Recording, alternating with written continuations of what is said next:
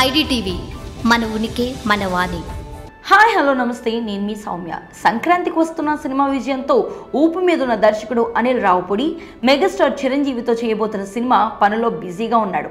ఈ మూవీకి సంబంధించి రోజుకొకటి అన్నట్లుగా పుట్టుకొస్తున్న వార్త షూటింగ్ ప్రారంభానికి ముందే బజ్ను అమాంతం పెంచేస్తున్నాయి. సినిమాలో విలన్గా చిరంజీవి తమ్ముడే నటిస్తున్నాడంటూ బయటకు వచ్చిన వార్త హల్చల్ చేస్తుంది. ఆ తమ్ముడెవరు, ఇది నిజమేనా అని ఆరా తీస్తే అంతకు మించిన ఇంట్రెస్టింగ్ అప్డేట్ తెలిసింది. అదేంటంటే ఇప్పుడు ఆ విషయాన్ని తెలుసుకుందాం. మెగాస్టార్ చిరంజీవి ప్రస్తుతం విశ్వంబర సినిమాతో బిజీగా ఉన్నాడు. అతి త్వరలో ఈ సినిమాను రిలీజ్ చేసి అనిల్ రావుపూడి దర్శకత్వంలో చేయనున్న తరువాతి సినిమాకు సిద్ధమవ్వాలని ప్లాన్ చేస్తున్నాడు. ఇప్పటికే రకరకాల కారణాలతో విశ్వంబర సినిమా వాయిదా పడగా ఈసారి మాత్రం ఎట్టి పరిస్థితుల్లో గురి తప్పవద్దని చిరు కసిగా పనిచేస్తున్నారు. మరో నెలలోపు తన వంతు పాత్రని పూర్తి చేసి అనిల్ రావుపూడి కాంపౌండ్ లోనికి వెళ్లేందుకు మెగాస్టార్ సిద్ధమవుతున్నాడు. ఇలాంటి తరుణంలో చిరు అనిల్ ప్రాజెక్టు గురించి ఓ ఇంట్రెస్టింగ్ గాసిప్ బయటకు వచ్చింది. అన్నయ్యకు విలన్ గా తమ్ముడే నటించబోతున్నాడంటూ ఆ గాసిప్ హల్చల్ చేసింది. వాస్తవానికి చిరంజీవిని సినిమా ఇండస్ట్రీలో అంతా అన్నయ్య అని ప్రేమగా పిలుచుకుంటారు. అందుకే యంగ్ హీరోలు చాలా మంది ఇప్పటికీ చిరంజీవికి తమ సొంత తమ్ముడిగానే భావిస్తూ ఉంటారు. మరోవైపు చిరు కూడా వారిని అలాగే ట్రీట్ చేస్తూ ఉంటాడు.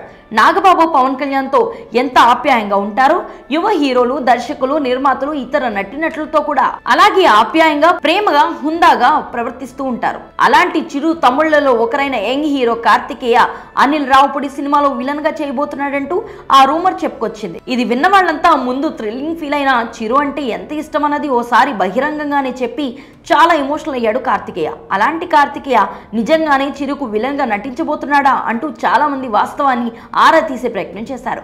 ఈ క్రమంలోనే తెలిసిన ఇంట్రెస్టింగ్ ఫ్యాక్ట్ ఏంటంటే అదంతా ఉత్తముచ్చట్లే అని.